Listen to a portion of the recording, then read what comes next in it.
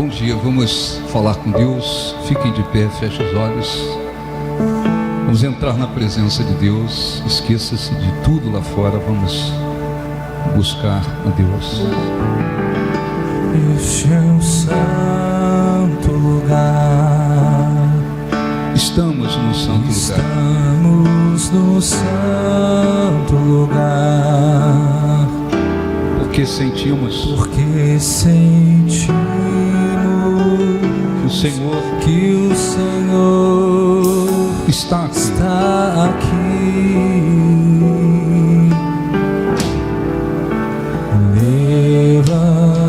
Levantemos as mãos. Cante, pois elas são santas mãos. Pois elas são santas mãos. Porque sentimos que o Senhor está aqui.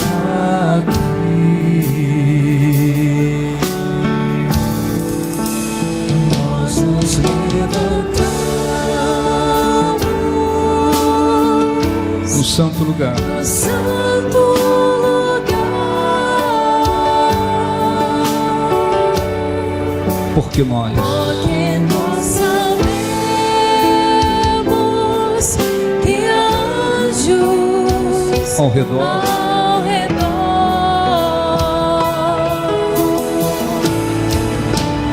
vamos adorá-lo, vamos louvá-lo. Jesus agora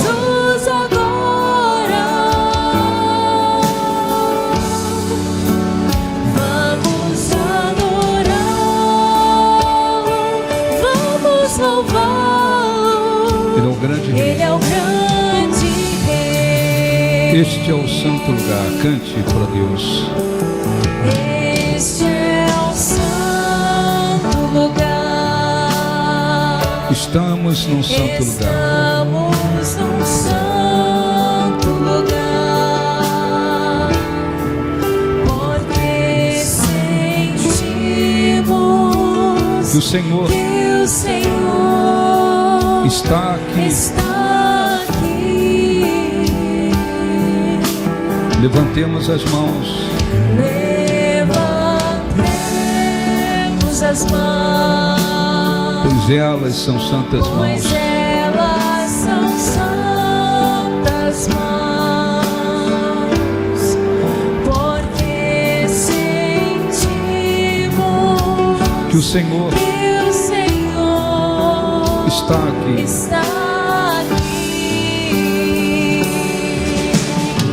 Nós nos levantamos.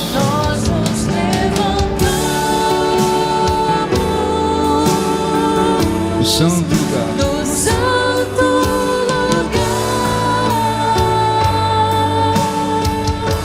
Porque nós sabemos que há anjos ao redor.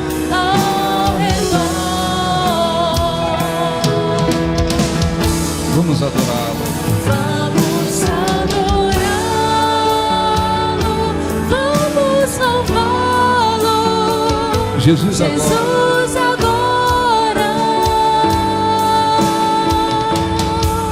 Vamos adorá-lo. Vamos adorá-lo, vamos louvá-lo. Ele é o grande rei. Ele é o grande rei. Ó Senhor, nosso Deus e nosso Pai, em o nome do Teu Filho Jesus, nós entramos mais uma vez em oração e mais uma vez nós chegamos diante do Teu trono, porque nos firmamos no nome, nos méritos, no sacrifício perfeito que o Senhor Jesus realizou em nosso favor. Porque cremos que ao nome dele foi dado todo o poder e autoridade. E ele mesmo nos prometeu dizendo tudo que pedirdes ao Pai em meu nome, eu farei. E nós temos, Senhor, esta convicção no coração de que por meio do sacrifício perfeito de Jesus, chegamos diante do teu trono, tendo-o como o principal intercessor. E queremos mais uma vez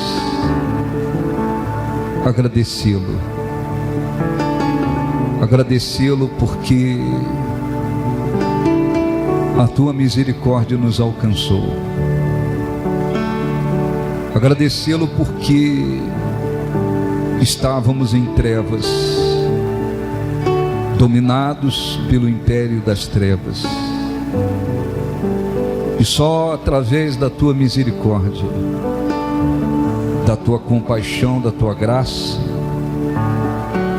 é que fomos tirados das trevas, fomos trazidos para a tua luz. Mais uma oração, peça a Deus para limpar o seu coração, perdoar os pecados, falhas, iniquidades. Por mais que venhamos nos empenhar em agradá-lo, ainda assim somos considerados pecadores. Peço o Espírito Santo para limpar o seu coração, sua mente, lhe ajudar a se esvaziar de tudo, para que você possa buscá-lo em espírito, em verdade, para que você se aproxime dele de todo o seu coração, e a sua vinda aqui não seja em vão,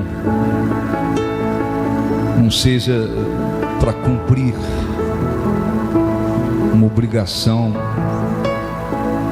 mas ela possa lhe proporcionar frutos.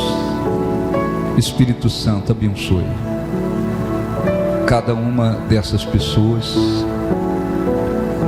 e venha ajudá-las a te buscar de todo o coração, ajudá-las a se desprender das preocupações, inquietações, ansiedades, e se aproximarem de todo o coração, como está escrito, para que o Senhor também possa se deixar achar. Teu nome seja glorificado. Os que creem digam assim seja. Graças a Deus. Aplausos para o nosso Deus. Graças a Deus. Amém. Graças a Deus. E abra sua Bíblia. Eu quero dar uma orientação para a gente ter tempo de orar, buscar a presença de Deus, participar da ceia. Abra sua Bíblia no Evangelho de Marcos, capítulo 14. Atende a voz, Marcos 14. o meu clamor, ó Rei Deus meu, Pois eu a ti orareis com mais fervor.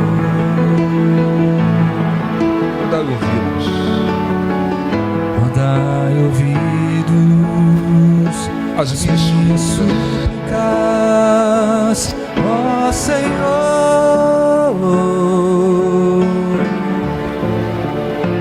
A minha meditação eleva ao céu na longa noite.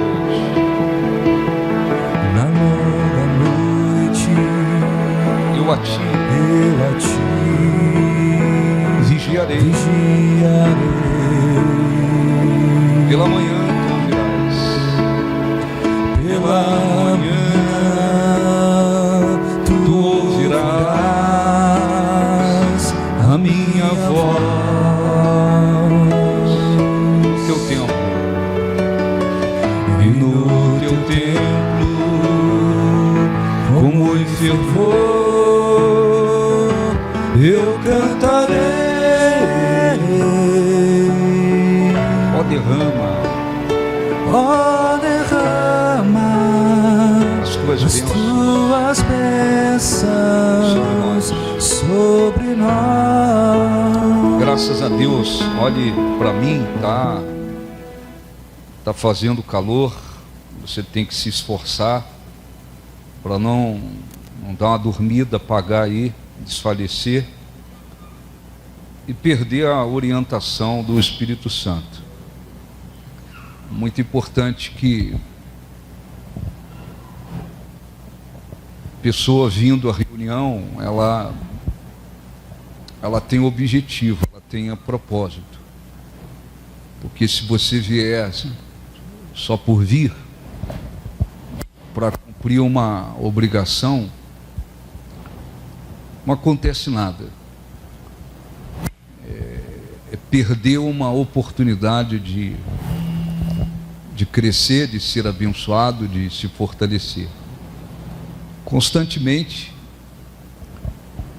nós estamos enfatizando nas reuniões, não só nas reuniões, vídeos, mensagens, a respeito da importância da oração.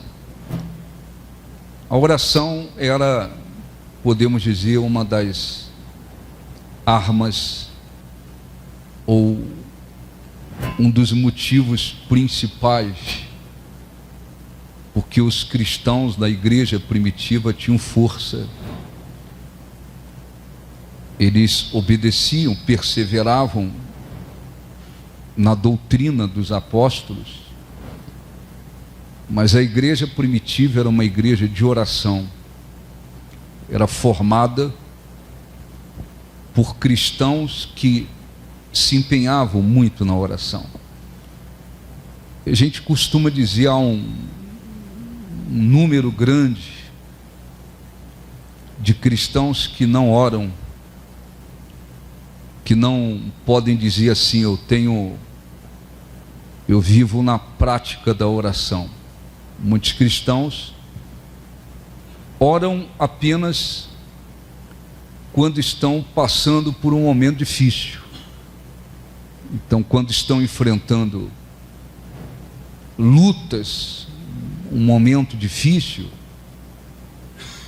aí eles se esforçam para orar, oram um pouco mais. Passado o momento difícil, eles voltam para a mesma acomodação, e esses perdem muito com Deus, porque a oração não está direcionada apenas para a solução de problemas. Quando nós oramos, nós falamos com Deus. Então nós expressamos o que precisamos, o que sentimos, o que estamos passando, o que desejamos, e tudo isso acontece. A oração, ela serve para o fortalecimento espiritual. A oração dá uma sensibilidade maior para se ouvir a voz de Deus. A oração traz direção. A oração livra. Ela também serve para livrar a pessoa de cair em tentações. A oração traz a manifestação de Deus. A oração produz quebrantamento. A oração abençoa a pessoa, situações, circunstâncias. A oração é fundamental. Jesus passava horas orando. Quando a gente ouve, lê na Bíblia a respeito do Filho do Homem porque Deus na semelhança humana. Então Jesus veio, nasceu, cresceu, viveu na semelhança humana, sendo Deus. Estava sujeito às mesmas condições que nós. Sentia cansaço, frio, calor, fome, sede. Todas as condições humanas nele, sendo Deus. Então, por horas, Jesus se empenhava em orar. Nos momentos decisivos, ele orava.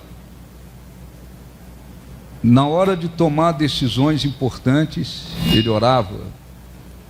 Na hora das provações, ele orava. Antes de realizar milagres, ele orava. Ele vivia uma vida de oração. E deixou isso para os seus seguidores entender. Não houve ninguém que tenha incentivado tanto as pessoas a orarem do que ele. Vivia uma vida de oração. Então a gente bate na tecla, a gente orienta. Uma parte das pessoas que ouvem as orientações, elas despertam e elas dizem: eu vou viver uma vida de oração. E todos os dias, independentemente se estão enfrentando lutas ou se estão vivendo momentos de vitórias, elas se dedicam à oração. Não é só orar e viver uma vida de pecados. Não é só orar e viver uma vida de qualquer jeito, porque não adianta. É uma vida de oração acompanhada de obediência. Acompanhada de obediência. Porque só orar sem obedecer não adianta. É como sacrifício sem obediência. Sacrifício sem obediência. Então é se empenhar para orar, mas procurando viver na obediência. Esse cristão, ele vai adquirir mais força espiritualmente. E vai desenvolver melhor a sua fé, a sua vida com Deus, sua confiança em Deus. Ele vai ter mais direção na sua vida. A oração produz resultados, benefícios extraordinários, até para o nosso cérebro, até para o nosso corpo físico. Já se falou sobre isso. Tem vídeos, cientistas por aí explicando, mostrando cientificamente como é que beneficia até o cérebro, o corpo físico, a saúde física. A oração tem uma importância muito grande, mas às vezes, na sua maioria das vezes, por acomodação, nem todos vivem isso. Eles ficam esperando um momento difícil. Eles ficam esperando lutas, esperando problemas, esperando adversidades, para eles dizerem: não, agora eu vou orar mais. Quer dizer, porque não aprendeu o que é uma vida na prática da oração, o que é ter a oração como uma prática na sua vida. Você pode estar vivendo um momento de grandes vitórias, você tem que ter a sua vida de oração. Estou enfrentando lutas, você tem que ter seu momento de oração. A oração nos livra de muita coisa. A oração impede muita coisa ruim de acontecer. A oração produz muita coisa, mas Deus, nem o Deus Pai, Filho, nem o Espírito Santo, Ele vai nos impor ou nos obrigar a seguir uma orientação. O pastor não tem, nem vai, isso não é função nossa, fiscalizar. Se der para baixar um pouquinho só. O pastor não vai fiscalizar a sua vida lá fora. Quem está seguindo, obedecendo, praticando, não vai fazer isso. Isso é uma questão de você se conscientizar, o cristão se conscientizar: eu preciso orar. Eu preciso fazer com que a oração se torne uma coisa permanente na minha vida. Eu não posso ficar só esperando problemas para mim poder correr e orar um pouco mais, e quando alivia eu relaxo de novo. Não, eu tenho que entender que a oração é fundamental. Jesus se ausentava, às vezes deixava os discípulos lá e ia orar sozinho, horas e horas. Antes de escolher os discípulos, Jesus passou madrugada orando. Antes de realizar determinados milagres, oração. Momentos difíceis, oração. E houve uma oração, eu vou ler aqui, houve uma oração que Jesus fez lá no Getsêmani. Getsêmani é um jardim muito bonito, que tem em Jerusalém, que fica até próximo do lugar onde houve a crucificação, lugar próximo, dá para ir a pé. Então, Jesus, sendo Deus, vivia na semelhança humana. Ele tinha consciência do sofrimento que ele iria passar. Ele tinha consciência disso.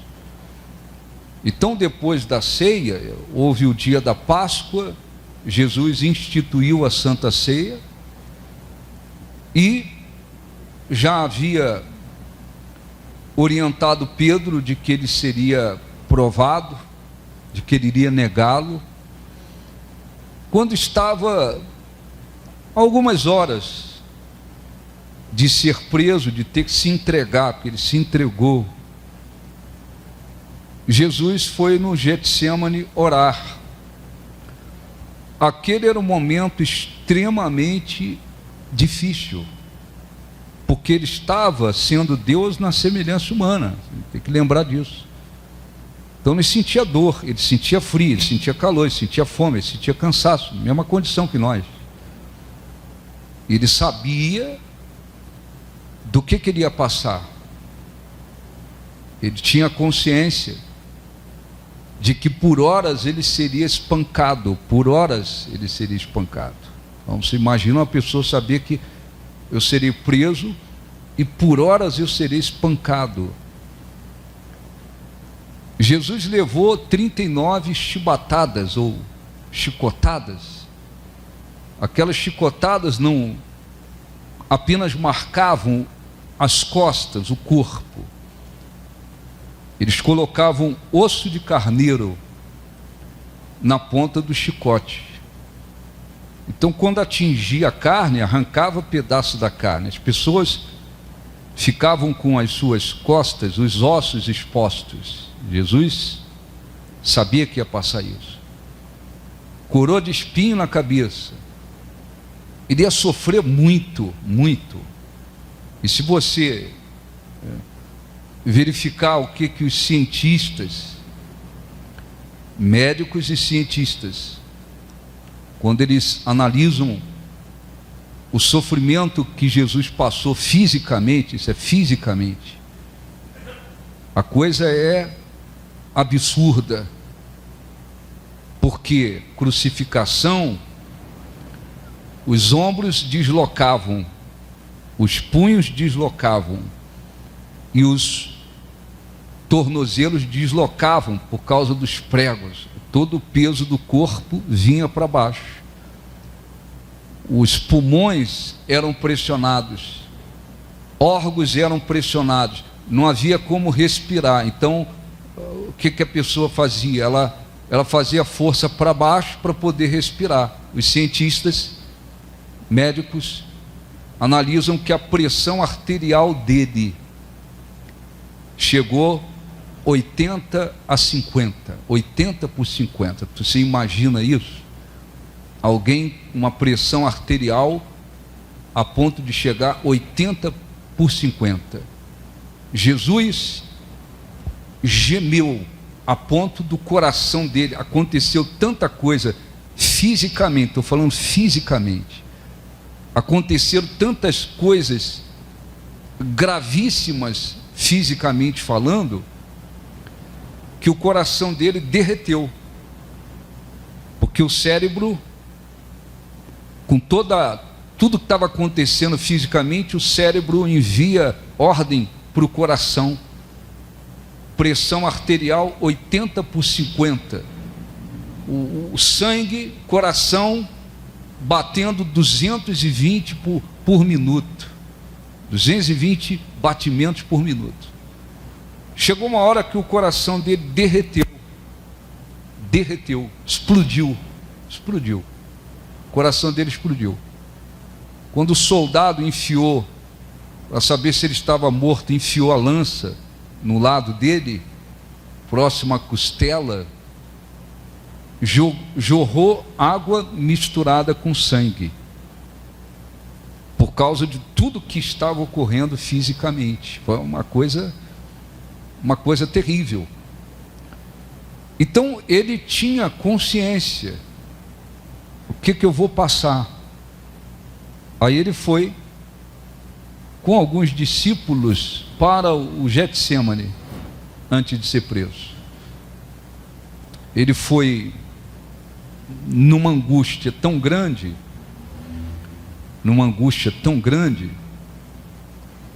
que aconteceu um fenômeno, fisicamente falando, um fenômeno raro, por causa da emoção tão forte, a angústia tão forte, que Jesus lá no Getsêmani, ele suou sangue, então não era um suor normal, ele suou sangue, e lá ele fez a oração. Então vamos ler aqui um pouquinho do que aconteceu. Marcos 14,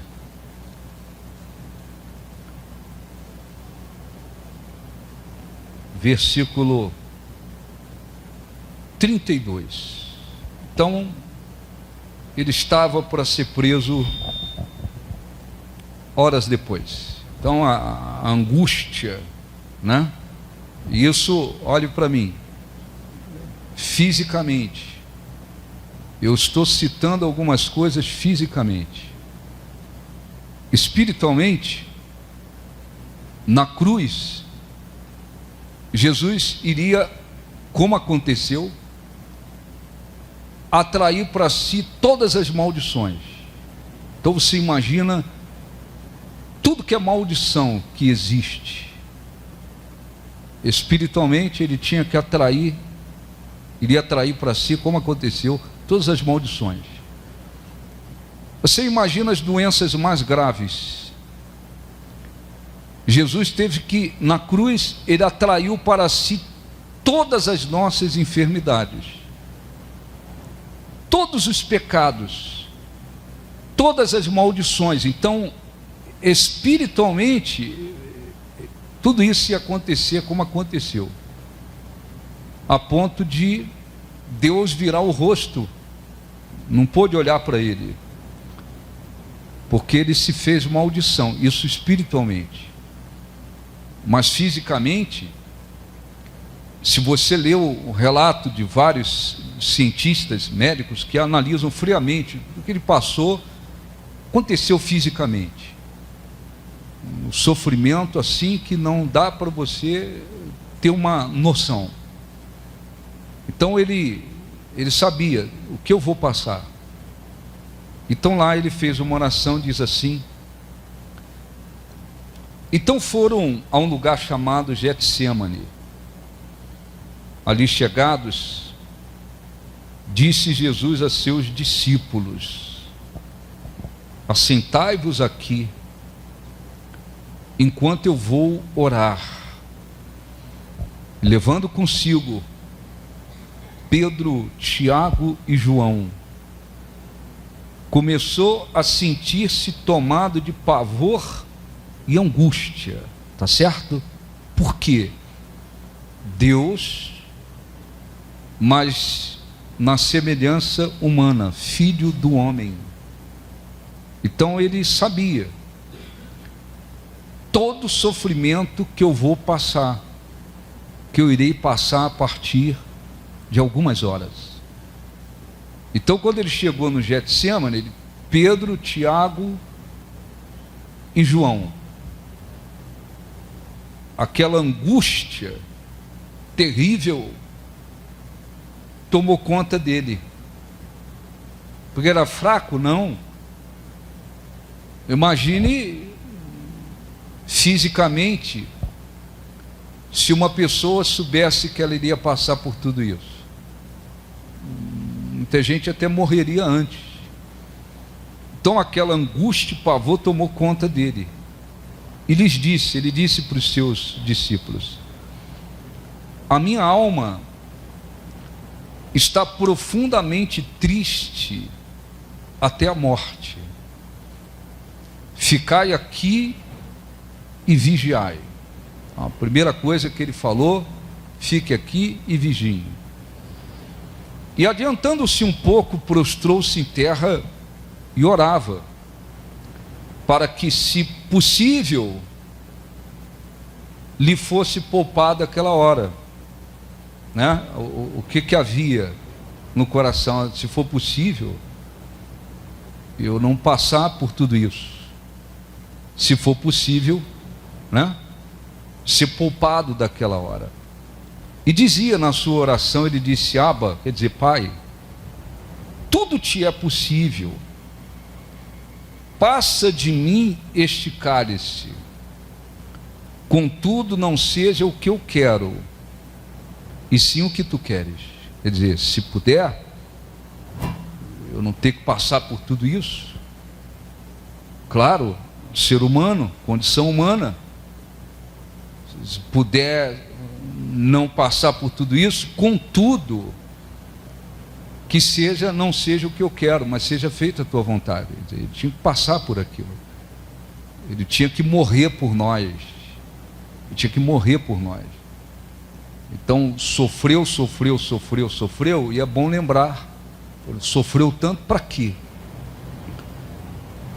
Para vivermos de qualquer maneira, para vivermos em pecado agora, conhecendo a sua palavra, para conduzirmos a nossa vida com Deus de qualquer maneira? Não. Ele sofreu para que nós tivéssemos vida, pudéssemos andar na sua presença e alcançarmos a vida eterna. Então ele orou dizendo: se possível, mas não seja feito o que eu quero. Voltando, foi lá e orou. Voltando, achou-os dormindo e disse a Pedro: Simão, tu dormes? Não pudeste vigiar nem uma hora? Por quê? Porque era um momento de vigiar. Eles tinham que vigiar. Havia um momento para ele ser preso, para ele se entregar, melhor dizendo. Então ele botou os discípulos lá com o objetivo de vigiar. Vocês têm que vigiar. O que ele foi fazer? Angustiado, ele foi orar. Orou, aí voltou. Pedro está lá num ronco tremendo, está lá dormindo. Vocês não podem vigiar uma hora? Quer dizer, são duas coisas. Uma é vigiar e a outra é orar. Vigiar e orar. Aí ele disse: vigiai, versículo 38, vigiai e orai, para que não entreis em tentação. O espírito, quer dizer, o nosso espírito, o espírito na verdade está pronto, porque o espírito quer a vontade de Deus, o espírito quer Deus.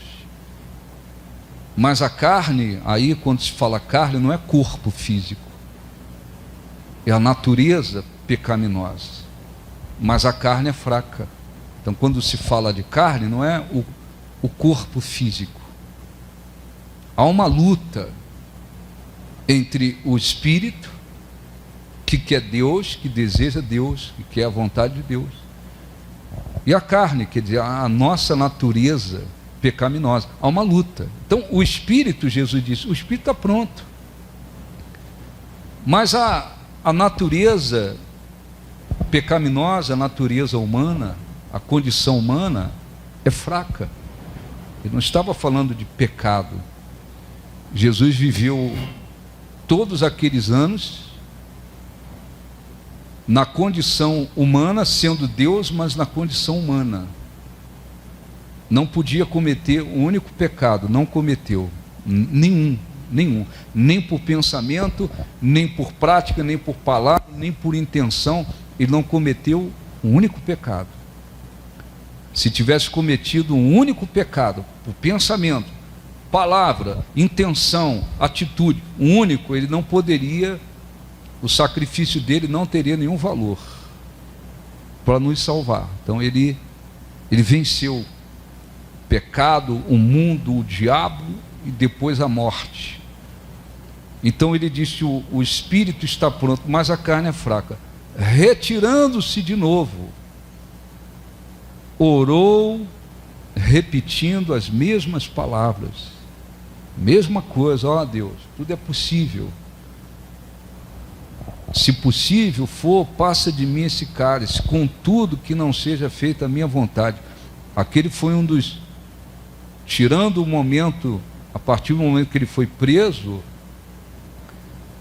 o sofrimento de ser espancado, passar por tudo aquilo, ser crucificado, esse foi o momento mais difícil da vida dele, quando esteve aqui, porque era um momento desesperador, sabendo de tudo que iria passar, mas Jesus disse, que seja feita a tua vontade, não seja a minha. Versículo 40, voltando, achou-os outra vez dormindo. Está dormindo de novo, porque os seus olhos estavam pesados e não sabiam o que lhes responder. E veio pela terceira vez e lhes disse, ainda dormis e repousais? Basta, chega. Chegou a hora, o Filho do Homem está sendo entregue nas mãos dos pecadores. Levantai-vos e vamos. Eis que o traidor se aproxima, né? Judas estava indo levar os soldados romanos para mostrar quem era ele, né? O traidor está vindo. Então, o que acontece? Nós precisamos, por um lado, vigiar.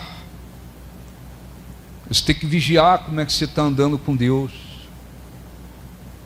Tem que vigiar nas suas atitudes, seus objetivos, nas suas intenções. Você tem que vigiar o que você está praticando. Você tem que vigiar como é que eu estou levando a minha vida com Deus. Você tem que vigiar espiritualmente também. As pessoas se aproximam de você. Você tem que vigiar o caminho que você está tomando. Você tem que vigiar. Vigiar para não entrar em tentação. Vigiar para não entrar em tentação. Porque se você não vigia, você pode amanhã, se tem a sua salvação, você tem certeza da sua salvação, você pode amanhã entrar numa situação, começar a praticar alguma coisa, se deixar levar por alguma coisa, e aquela situação servir para te derrubar na fé, e você perder inclusive a sua salvação. Então todos nós temos que vigiar. A vigilância é fundamental. Vigiar o seu coração, vigiar as suas atitudes, vigiar o que você está fazendo, vigiar nos seus objetivos. Você tem que vigiar. Então a vigilância espiritualmente falando, ela tem que ser constante, diária também, todos os dias. Todos os dias. Além de vigiar, o que tem que fazer? Orar. Orar. Eu preciso vigiar e eu preciso orar. Jesus precisava orar. E precisava dos discípulos estarem vigiando, acordados, atentos, espertos, para ver se alguma coisa estava acontecendo antes da hora. Jesus ia lá orar, voltava, o pessoal na soneca, roncando. Por 3 vezes, Jesus os encontrou dormindo, quando o momento era de vigiar. Chegou uma hora que Jesus disse: basta, basta. E isso ficou na Bíblia. Para quê? Para que nós venhamos entender que se nós queremos prosseguir firmemente com Deus, se nós queremos alcançar o objetivo mais importante, que é a vida eterna, eu não posso deixar de vigiar, e eu não posso deixar de orar. Então, tem cristãos, tem pessoas que um dia estiveram muito bem na presença de Deus, foram curadas, libertas, transformadas, tinham certeza da salvação, abençoadas por Deus, mas elas, espiritualmente falando, dormiram, elas não vigiaram. Por onde eu estou indo? O que eu estou fazendo? Quais são os meus objetivos? O que eu estou praticando? Como é que eu estou com Deus? Elas não vigiaram, elas dormiram. E porque dormiram, espiritualmente falando, acabaram caindo na fé. Hoje tem gente por aí destruídos na vida, gente que um dia esteve na presença de Deus, hoje estão em trevas novamente, gemendo por aí, porque caíram espiritualmente, se deixaram levar, entraram em tentação, não venceram as tentações, caíram, pecaram, se desviaram, estão destruídos, porque não vigiaram.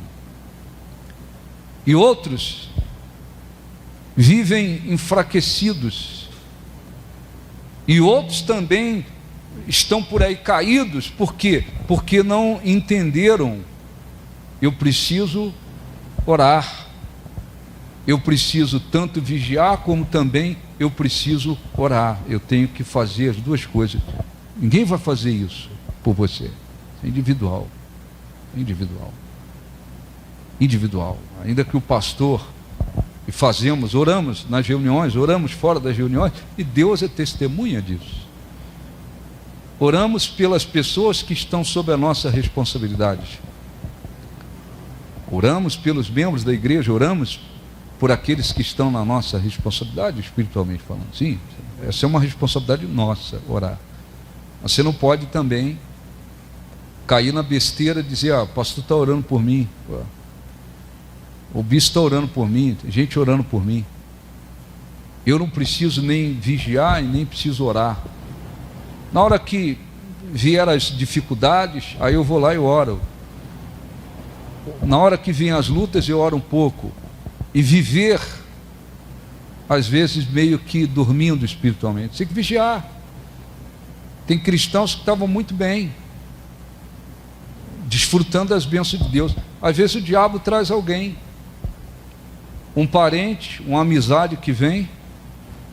Às vezes o diabo usa alguém da família, começa a influenciar a pessoa, puxar a pessoa para o mundo, para as coisas contrárias a Deus. A pessoa às vezes fraqueza, porque quer agradar os outros, que quer ficar bem com os outros, a pessoa se deixa levar. Daqui a pouco aquele cristão que estava na presença de Deus, ele está se envolvendo com o mundo, com as trevas, com aquilo que não tem nada a ver com Deus. Vai enfraquecendo, o diabo acusa. Você está na igreja, mas você agora está indo para tal lugar. Você está na igreja, mas você está ali. O diabo vai acusar, ele vai trabalhar. Ele é acusador, uma das coisas que ele é acusador. Daqui a pouco a pessoa vai enfraquecendo, se deixando levar, ao invés de querer crescer espiritualmente, a pessoa daqui a pouco está lá. Daqui a pouco você está lá no meio de um monte de gente incrédula, participando dos pecados deles. Daqui a pouco está lá num ambiente completamente mundano, e o diabo está só empurrando com os pés. Isso mesmo, vai, o diabo vai empurrando para baixo, vai empurrar para baixo. Você acha que o diabo vai fazer o quê? Você acha que o diabo vai dizer, não vai por esse caminho não, que você vai se perder? Não existe isso. O diabo vai trabalhar.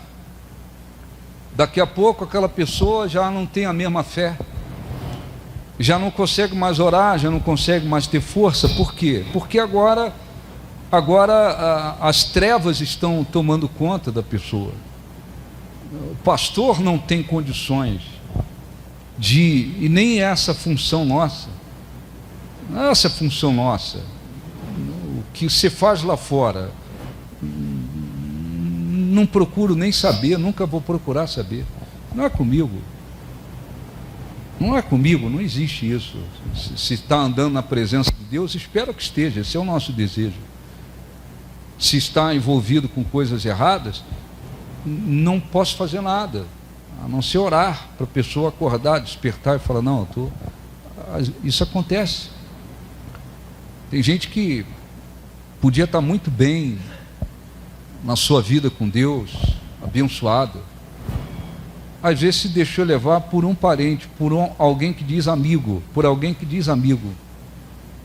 e o diabo trabalhou, não, vão para lá, vão para cá, vão para lá, vão para cá, e a pessoa não vigiou, falou, não, isso aí não tem nada a ver com Deus.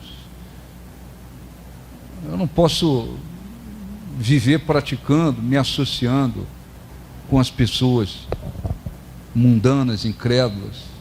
Não quero isso para mim, estou fora. Se vai perder a amizade ou não importa, não posso perder a minha vida com Deus. Não posso perder a minha salvação, mas nem todos têm essa firmeza. Então, às vezes, por influência dos outros, o diabo leva a pessoa lá para o buraco. Às vezes a pessoa tem um objetivo, um propósito, uma intenção. Aquele objetivo não foi Deus que pôs no coração. Aquilo não foi Deus que pôs, não foi o Espírito Santo que inspirou. A pessoa às vezes não vigia, o cristão fala assim, estou com um objetivo aqui. Mas vem cá, esse objetivo é agradável a Deus? Está de acordo com Deus? Não, essa coisa não é de Deus. Eu vou tirar fora do meu coração, da minha mente. Eu não quero, não. Às vezes a pessoa deixa aquele objetivo crescer dentro dela. Vai crescendo, vai crescendo, vai crescendo. Às vezes aquele é o caminho que o diabo encontrou para derrubar. Então, todos os dias, isso não é de vez em quando, isso não é um feriado, isso não é um final de semana, não. Todos os dias é preciso vigiarmos a nossa vida espiritual, nosso coração, a nossa mente, o que estamos fazendo, como estamos fazendo, por onde nós temos que vigiar. Nós temos que vigiar. Além de vigiar, nós temos que orar. Então Jesus disse, olha, vigiai e orai. Vigiai e orai. Aí ele ia lá orar, orava 1 hora. Pelo que ele disse, acho que 1 hora. Primeira oração foi lá, ficou lá sozinho orando, um momento dificílimo.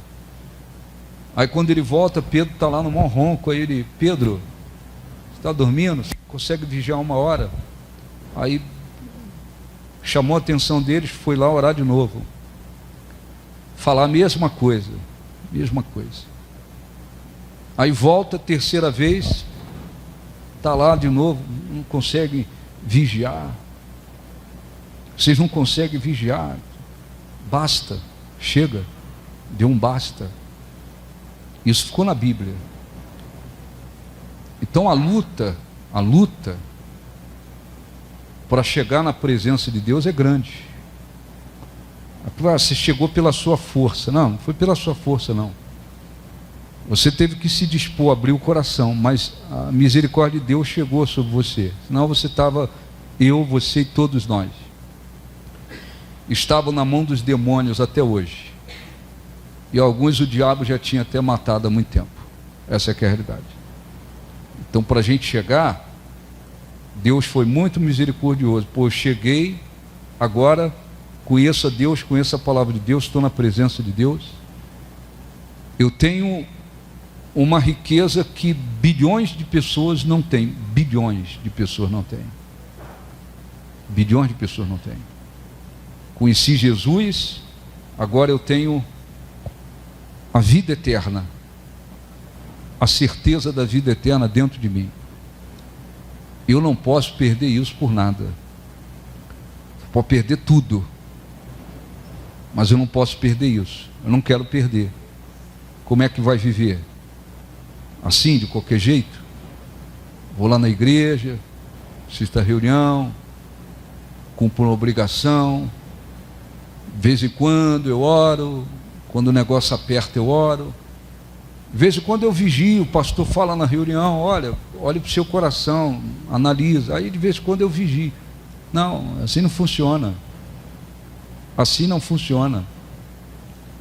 Porque as tentações, ou elas vêm diretamente, a tentação, ou vem diretamente através do diabo. Foi o caso de Jesus. Jesus foi tentado no deserto pelo diabo, ele teve que vencer o diabo, ele teve que vencer a tentação.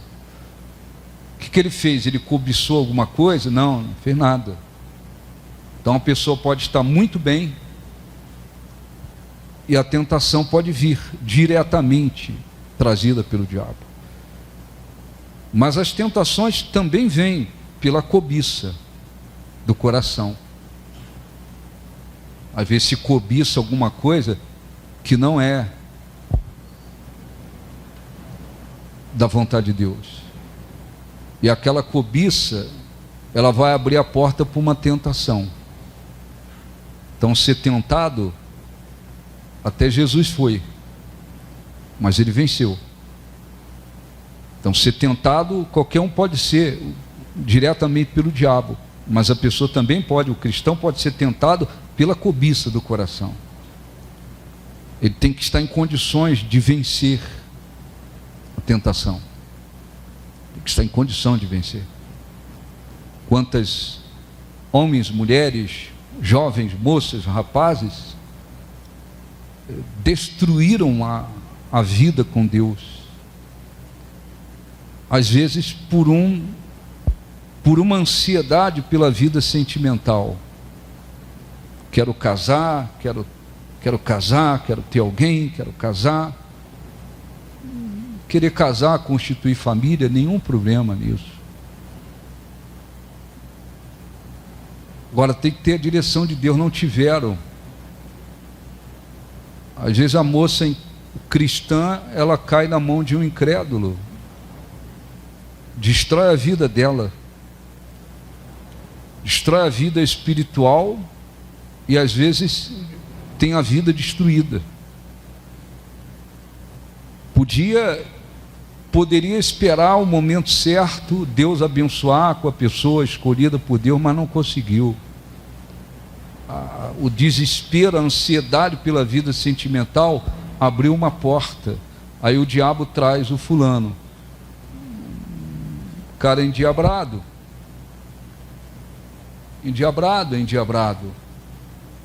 incrédulo.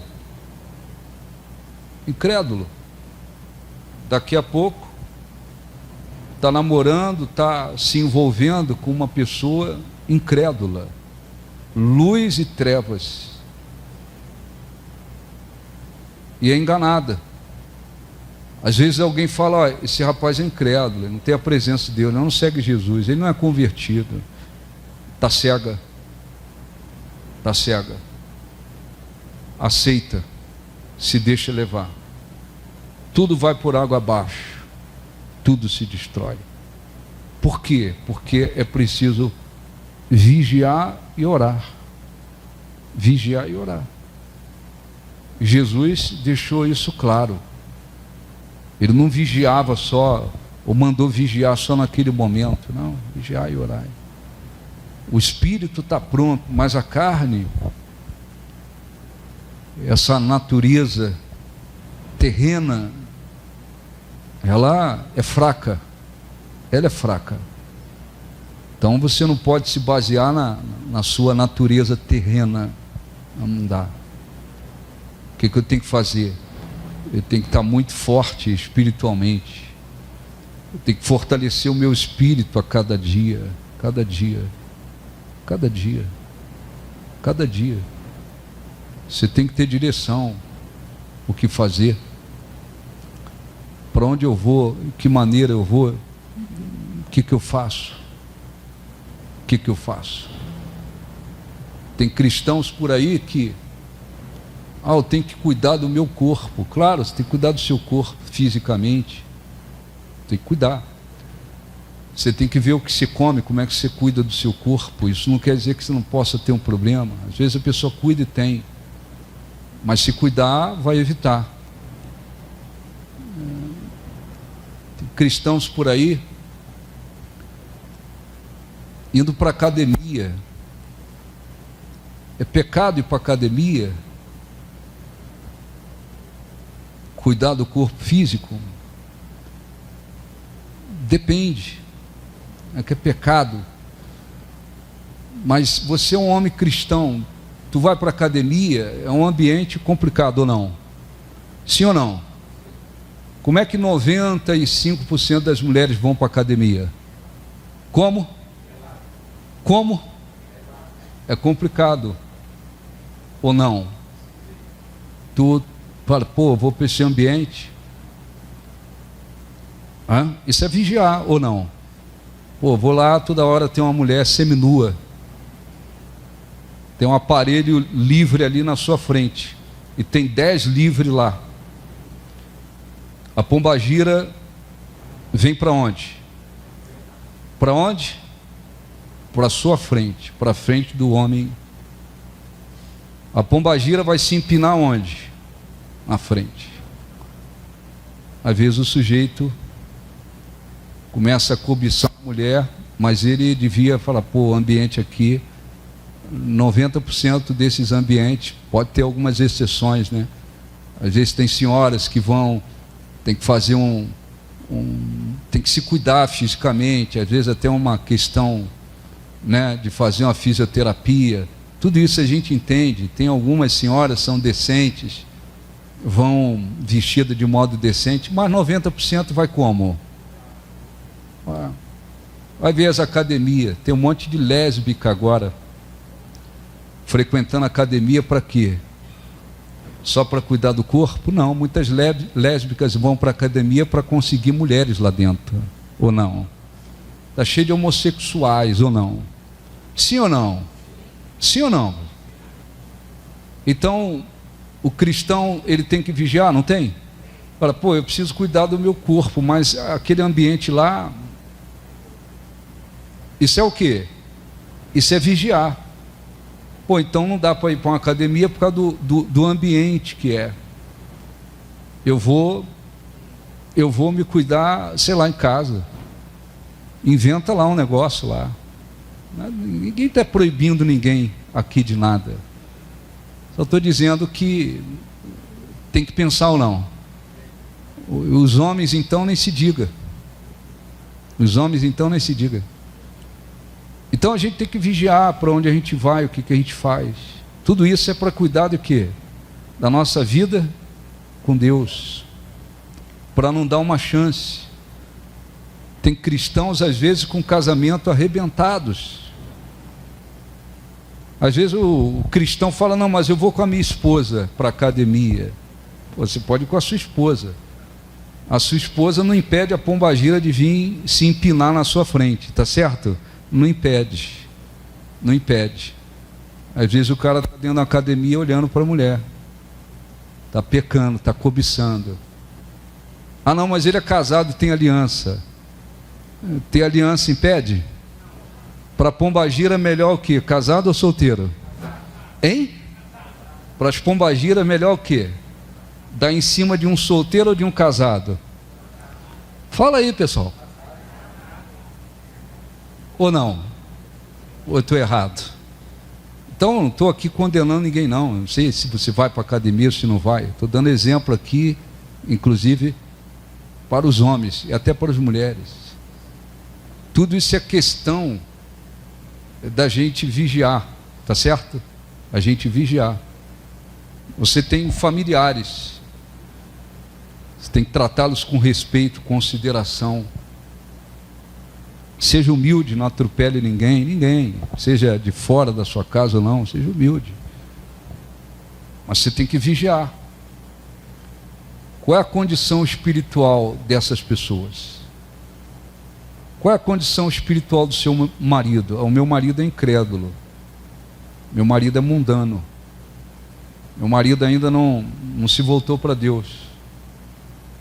Você, esposa, tem que tratá-lo com respeito, consideração, submissão dentro daquilo que é correto. Se o seu marido disser, vamos lá adorar o diabo, você não vai, você não é obrigado a se submeter a ele nisso, mas dentro daquilo que é correto e justo, é submisso. O seu marido quer ir para uma boate. Não, vamos para a boate comigo. Você tem que, mas peraí, mas aquele ambiente lá não é para mim. Eu sou uma pessoa cristã, me respeita, você respeita a minha fé. Eu não vou para lá com você porque aquilo ali não vai me abençoar, não é agradável a Deus. Eu não vou. Não, eu vou para agradá-lo. Aí eu vou fazer o que o meu parente quer porque ele gosta de mim, eu gosto dele. Não tem nada a ver uma coisa com a outra. Você tem que vigiar na sua vida espiritual, entendendo que é o seu parente, é o seu ente querido, mas você tem que cuidar da sua vida com Deus ou não. Ele não tem a fé, ele não crê, a visão dele é outra, você não pode, eu não posso fazer tudo o que ele quer, porque se eu fizer tudo o que ele quer, eu vou destruir a minha fé, a minha vida com Deus. Isso é vigiar. Então nós temos que vigiar todos os dias, em relação a tudo, em relação ao nosso coração, nossas intenções, nossas atitudes, como é que estamos vivendo, o que estamos fazendo, tudo. E vigiar em relação às circunstâncias, pessoas, situações, para que a gente possa conservar a nossa fé, a nossa vida com Deus. Então tem cristãos por aí, tem até pastores, que eu acho um grande erro. Tem até pastores incentivando os rapazes, homens das suas igrejas. Não, vocês têm que malhar, vocês têm que ir para a academia, vocês têm que malhar. Estão incentivando. Não pensa assim, estou empurrando os rapazes, os homens da igreja por um ambiente cheio de mulheres, na sua maioria seminua. Esses caras vão pecar. Vai pecar, então vai ter que fazer academia com a venda nos olhos, não é verdade? Porque cada dia que passa é pior. O que passa é pior, fim dos tempos. Ontem eu saí para caminhar, todo dia eu saio para caminhar um pouquinho, quase todo dia, é preciso. Caminho num lugar deserto, praticamente ninguém. Lugar deserto, estava tranquilo, gosto de ir lá. Daqui a pouco passa por mim 2 rapazes, de mãos dadas, conversando, se beijando. É fim dos tempos. A vigilância tem que ser o quê? Maior. Então nós vamos orar, e vocês têm que lembrar disso. Você tem que lembrar disso. Você tem que ter essa consciência de que foi uma luta, é uma luta muito grande para estar na presença de Deus. Você não sabe, não tem ideia, talvez como o diabo tenha lutado muito para você não conhecer Jesus, muito. Aconteceu com você, conosco, o que não aconteceu com bilhões de pessoas por aí. Uma luta tremenda. Agora, eu tenho que zelar por isso com todas as minhas forças e ser sábio Eu vivo me deixando levar por parente, pessoas que se dizem amigas. Respeita as pessoas, mas não caia na besteira de achar que dá para seguir Jesus junto com o mundo. Não dá, não vai. Ou tudo ou nada, não dá. Não fique pensando que eu tenho que estar no meio dos incrédulos, indo para onde eles vão, porque eu vou evangelizá-los. Para a gente abençoar alguém, a gente tem que, acima de tudo, orar pela pessoa e dar um testemunho. Nós não temos que estar junto da pessoa para ela se converter, andando, indo para onde ela vai. Quem disse isso? Não existe isso.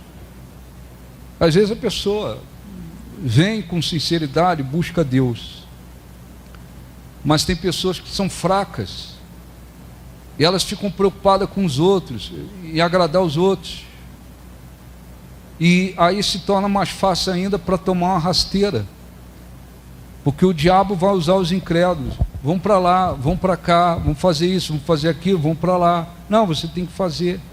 Porque você está muito crente, você está muito isso. A pessoa é fraca. Não funciona isso. Não funciona. Quem está na luz, está na luz. Quem está nas trevas, está nas trevas. Você tem que conviver com pessoas que você muitas das vezes ama, que te amam, às vezes um marido, uma esposa, filhos, tal. Você tem pessoas, você tem que obrigatoriamente, às vezes, conviver com elas todos os dias dentro da sua casa. São seus entes queridos. Mas você tem que analisar, espiritualmente, meu filho é incrédulo, está em trevas, está no mundo, meu marido, minha esposa, eu não posso seguir o que eles seguem, porque senão o seu barco vai afundar. O seu barco espiritualmente vai afundar. E é muito provável, porque isso acontece muito, que depois essas mesmas pessoas, quando lhe vê no chão espiritualmente desviado, caído da presença de Deus, elas serão as primeiras a dizer: bem feito, quem mandou você largar a sua fé? Eu não mandei você largar, não mandei. E tem gente passando por isso por aí. Abandonaram a fé, se deixaram influenciar pelos outros, e agora estão ouvindo o marido dizendo: quem mandou você sair da presença de Deus? Quem mandou você sair do sei o quê? Pessoal, nós temos que ser firmes. A firmeza, ela é necessária. Amém? Então, lembre-se de Jesus. Sofreu tudo que sofreu, não foi para a gente viver de qualquer maneira. O que ele sofreu, a gente não consegue. Se você pegar lá os dados científicos, você fala: caramba, mas mesmo assim você não consegue mensurar o sofrimento que ele passou por nós, para nos trazer vida. Muito bem. Aconteceu comigo o que não aconteceu com bilhões de pessoas. Conheço a verdade, conheço a palavra de Deus, conheço a Deus. Eu fui trazido para a luz, eu estava em trevas. Eu não posso perder isso. Eu não posso perder essa riqueza que eu tenho. Aí o que faz? É só vir na igreja, orar um pouquinho, receber oração, entrega o dízimo, oferta, cantou, vai embora e vive de qualquer jeito? Não. Existe o diabo e os seus demônios que trabalham todos os dias. Os demônios que agiram na minha vida durante anos, eles nunca esqueceram de mim. Os demônios que trabalharam na sua vida nunca esqueceram de você. Nunca esqueceram de você. Se eles pudessem, eles nos arrastariam de volta. Tá certo? Tá certo? Para as mãos deles. Eles poderiam, se eles quisessem, se eles pudessem, eles fariam isso. E desejam isso. Então o que Jesus fez? Ensinou: vigiai e orai. Tá bom? Então vamos falar com Deus, vamos orar, fiquem de pé, vamos participar da ceia e fazer oração no nome de Jesus. Feche os olhos, os obreiros, por favor, providencie a Santa Ceia, tá bom? Por favor.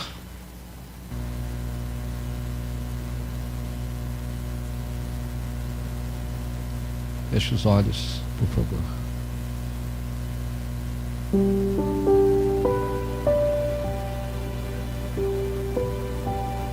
Ó Senhor nosso Deus e Pai, ilumina cada pessoa que está aqui, cada um dos que ouviram esta mensagem. O Senhor sofreu abundantemente por nós. Entregou-se totalmente por nós. Nos tirou das trevas e nos trouxe para a tua luz. Aconteceu conosco o que não aconteceu com bilhões de pessoas, meu Pai.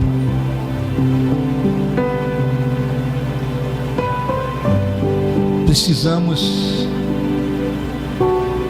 todos os dias vigiar e orar,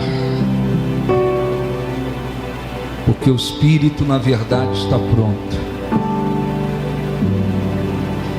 mas a natureza terrena é fraca. Por isso eu peço para que o Senhor ilumine essas pessoas e elas tenham condições de compreender como é grande a necessidade de vigiarmos e orarmos, para que não venhamos perder a riqueza da tua presença e da salvação. Senhor, abençoe a Santa Ceia e todos aqueles que dela dignamente participarem sejam abençoados, para que o teu nome seja glorificado e exaltado.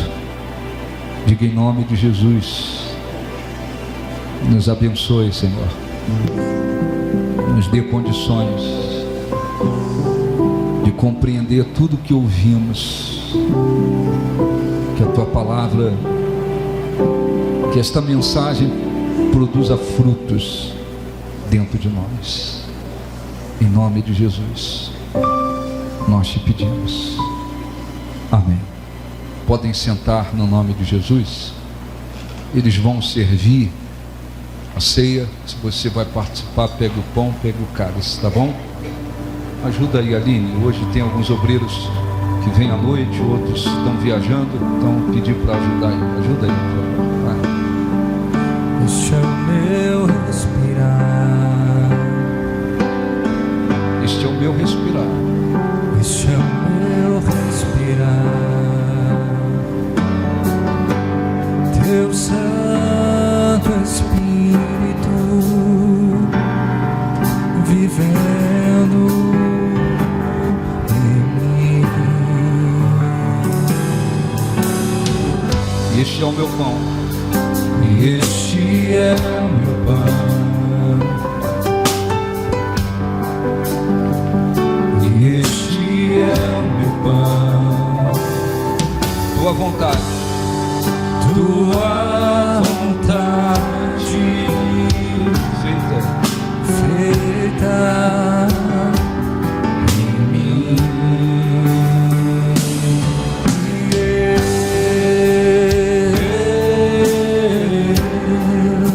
Nada sou sem Eu nada sou sem ti.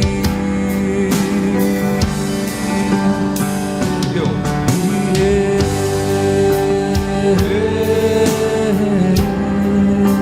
Perdido estou sem ti.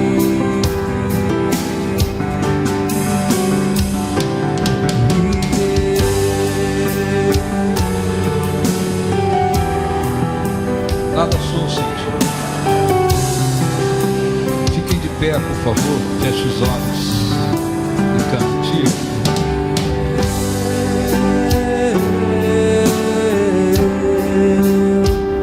Perdido estou sem ti. Eu.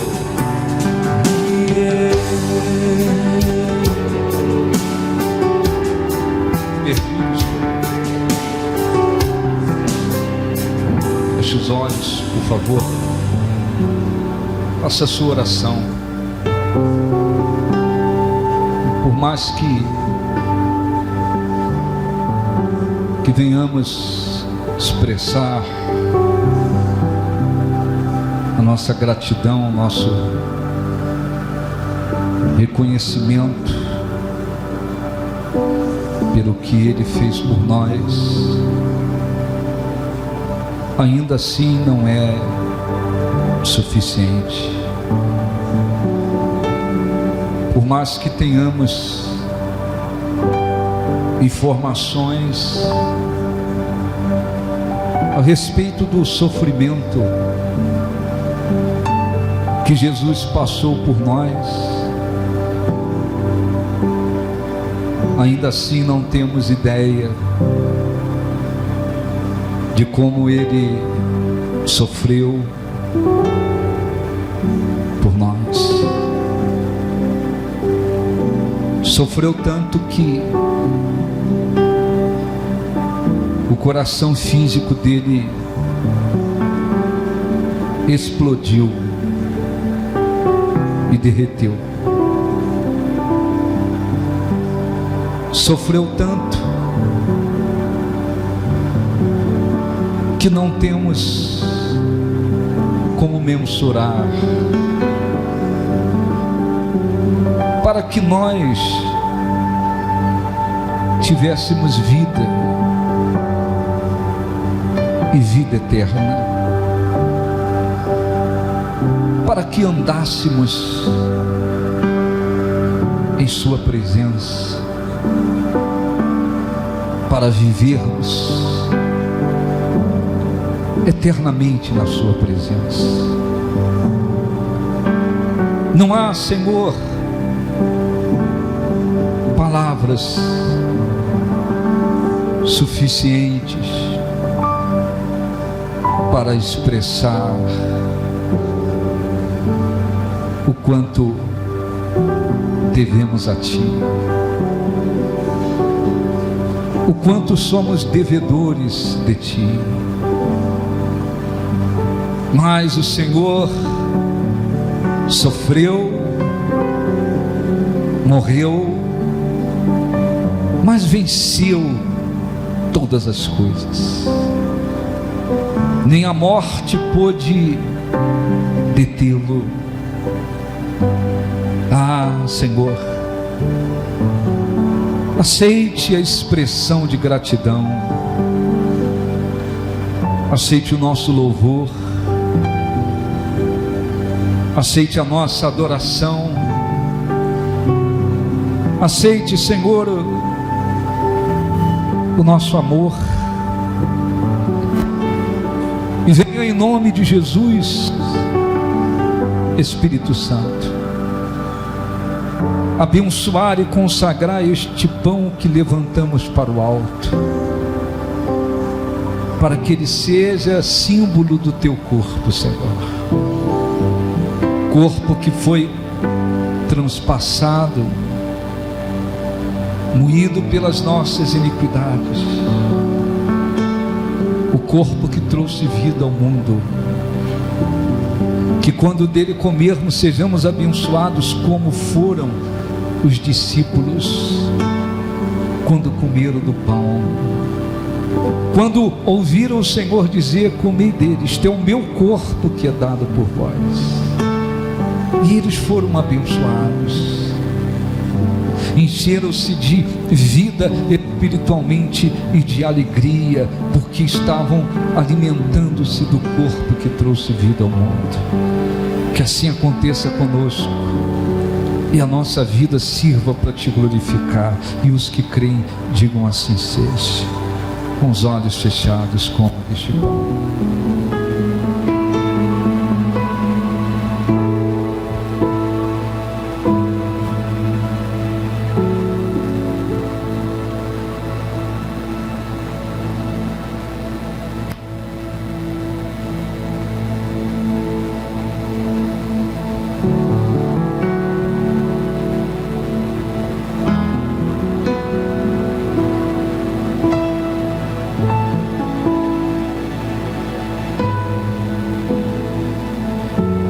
alimente-se deste pão. Mastigue este pão. E lembre-se que o corpo dele foi transpassado e moído pelas nossas iniquidades. Ah, nós te glorificamos. Nós engrandecemos, Senhor, o teu nome. Exaltamos o nome. Te agradecemos porque nos trouxeste vida e vida eterna.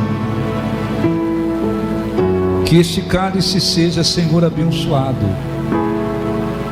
santificado e se torne símbolo do sangue que constituiu a maior de todas as alianças.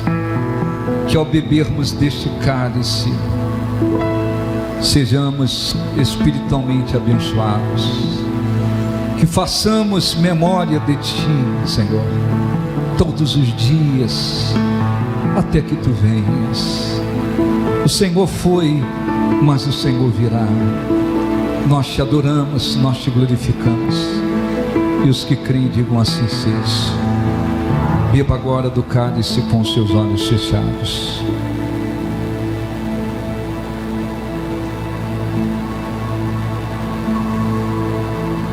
Aleluia. Agradeça a Ele de todo o coração, toda a sua alma, todo o seu entendimento. Nós Te adoramos. Tu és o nosso Salvador. Erguemos as nossas mãos aos céus. Te adoramos, Senhor Jesus. Te glorificamos. Tu nos trouxeste vida e salvação. Sem Ti nada somos, nada temos. Eu nada sou sem Ti. E eu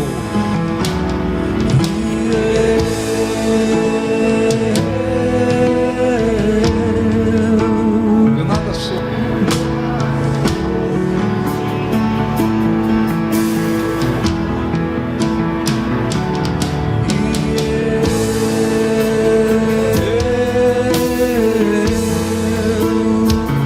Perdido estou sem Ti.